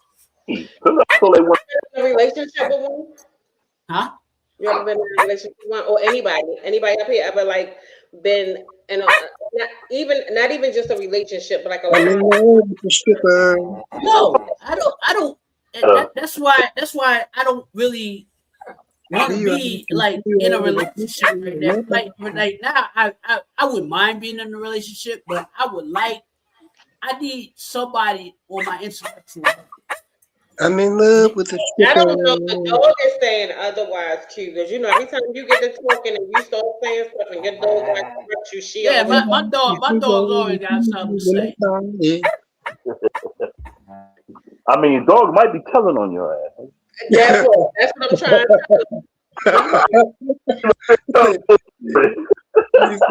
We got a body. So I'm in love with the stripper. Oh boy. She rockin', she rollin'. She do. But definitely rollin'. Monday. So that's going to be the change for Mondays. Just for everybody that's tuned in now. Every Monday chat X we got to answer. So it could be us asking each other, y'all asking us. It can be random. Nothing is off the table. Everything is on the table. And yes, we have deep conversation. I like to be clear.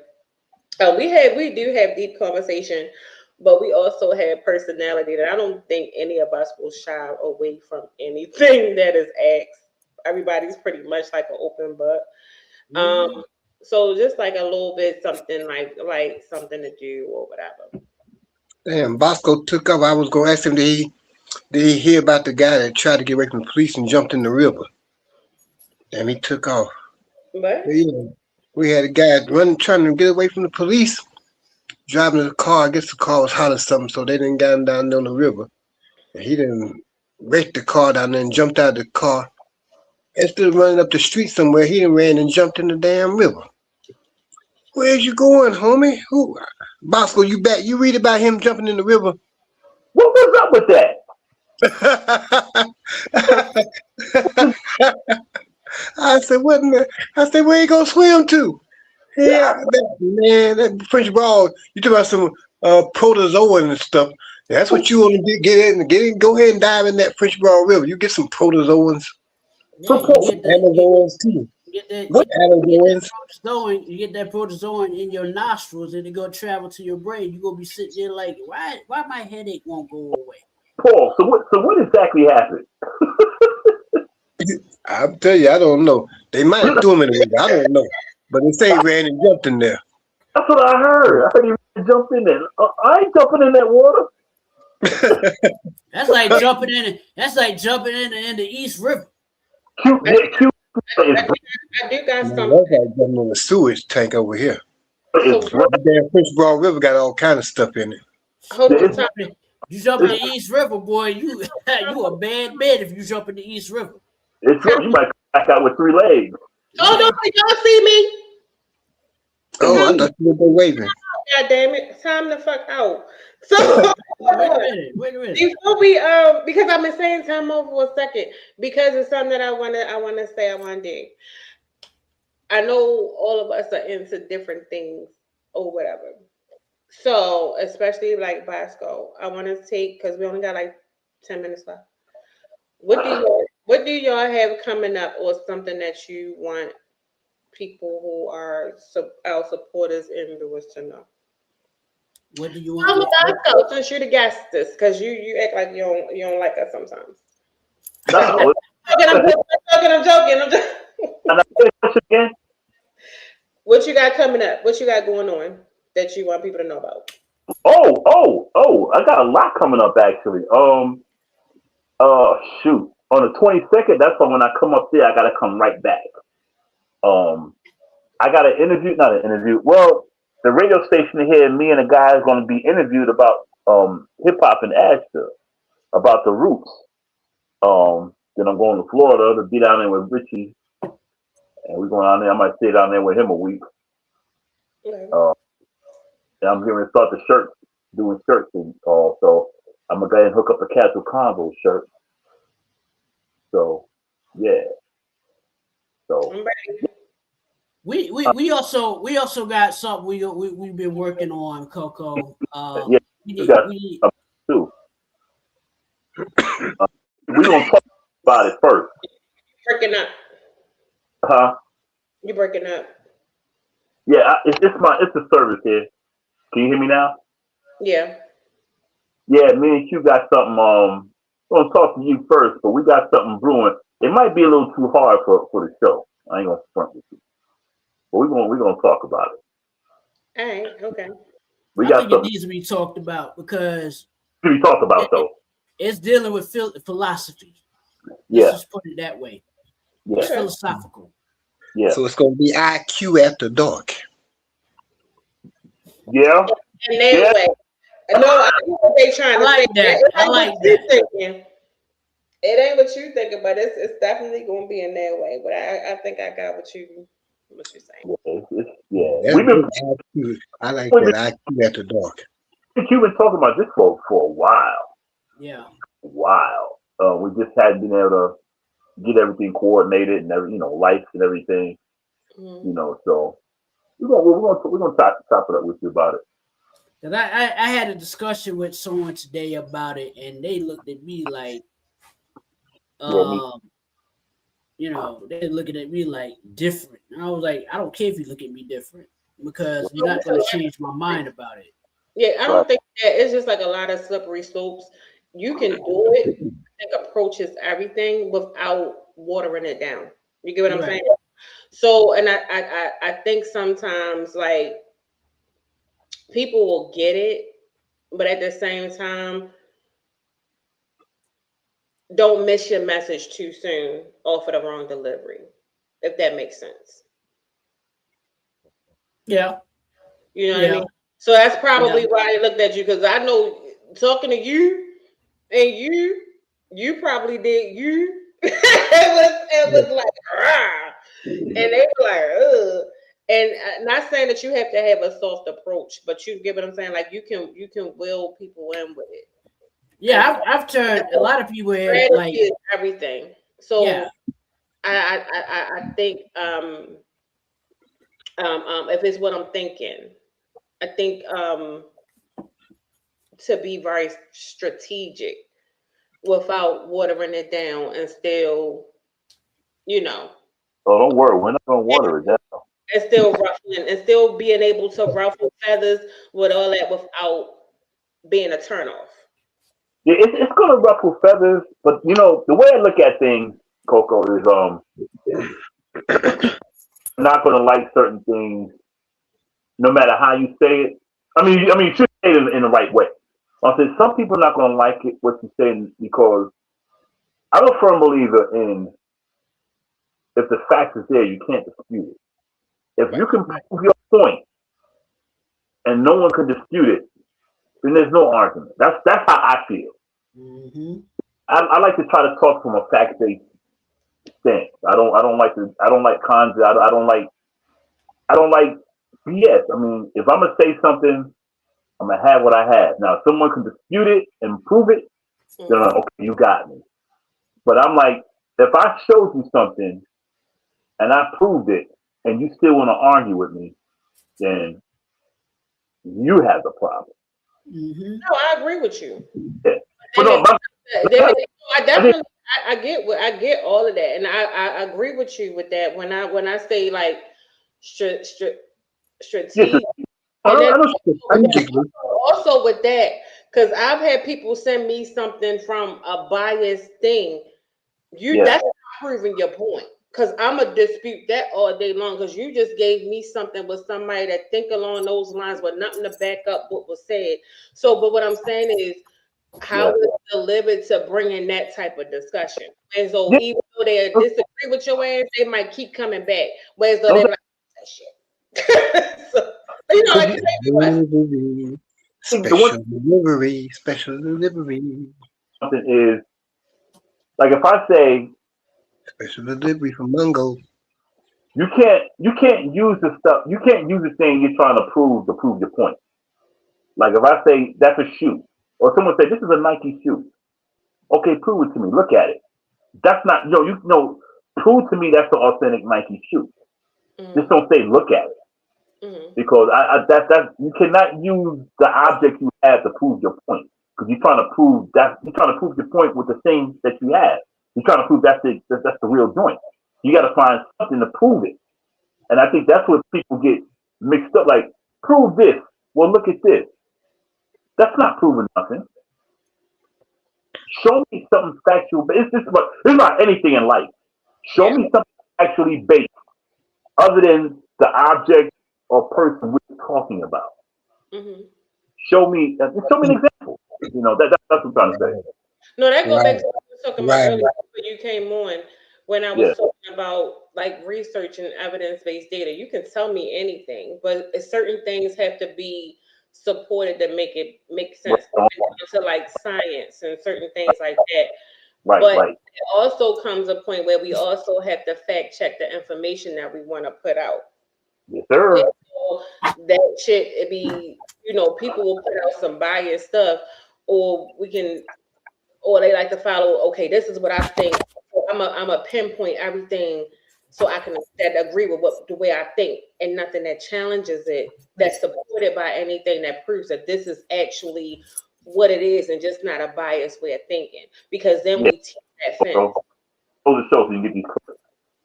But see, that's where educate yourself comes in. When you educate yourself, then you have to worry about that. And the point, and about the delivery, I mean, you gotta deliver it with impact. You don't back off because somebody like that. Loud and wrong though. Impact can be loud and wrong though too, is what I'm saying. Yeah, I'm saying, I understand that. I'm not echoing so like that. But yeah, I understand what you're saying, but I'm still saying too that when you give people the direct line to the information, it might be a little bit too much of a big swallow for some because they got little bitty throats with great big ass mouths. So you have to give them a quarter teaspoon of that whole teaspoon that you're giving out, but you just give them a little nip of it to get on to the people that want the whole teaspoon. So you're gonna have to go ahead and get somebody a little dose of medicine, get their ass out the way, so you can go ahead and get a spoonful to whoever gets it. That's just like these people around here on this Facebook want to call people. They thing right now is chimp. Stop chimping out and chimping. I found out that when you address them, asking them where they cavemen went to, them Neanderthals, that they get real quiet. Real quiet. I'm saying, because see, in actuality, the chimping they talking about, the chimps, come from them little nasty little cave people that they were as Neanderthals. That's why they have. I forgot. There's scientific proof that they have a tail, like a small tail. Yeah, no, I know we gotta go, but that's not what I'm saying. What I'm saying is, don't miss your message being too impactful before you bring the people in to get the message. So even though you can still be impactful and strategic at the same time when it comes to certain things, because a lot of times when you think you're being impactful, you're missing your message because you're coming off just like the message is not getting delivered because it's not being received, because you think you're being impactful, but nobody's getting it. So that's what I mean when I say strategic in certain things, because what you want to do is bring people in to hear you. Nobody can hear you when they feel like it's just like boom. It's a lot of ways that you can do it and still be strategic and bring it. No, I'm just talking about what Paul said. So a lot of times when we think that we right in our delivery, it's not. You're turning people off. Nobody hears you when they can't be drawn in to the conversation, where so they can get the information and be educated on it. Because at the same time, you still want to teach people and you want people to wake the fuck up. So it's all about how you do shit too. You don't think that's what they're doing? No, we're gonna do this offline because it's 9:59. We gotta go. I want y'all to tune in on Monday to Monday Chat, where we're gonna do we gotta answer. Y'all can ask us anything off the wall, whatever. We gonna ask each other some crazy stuff as well. I'm gonna talk more to these fellas because y'all know I always feel attacked when I'm the only fucking female, but I digress. They my brothers. We will see you guys on Monday. Love you guys. Good night. Peace.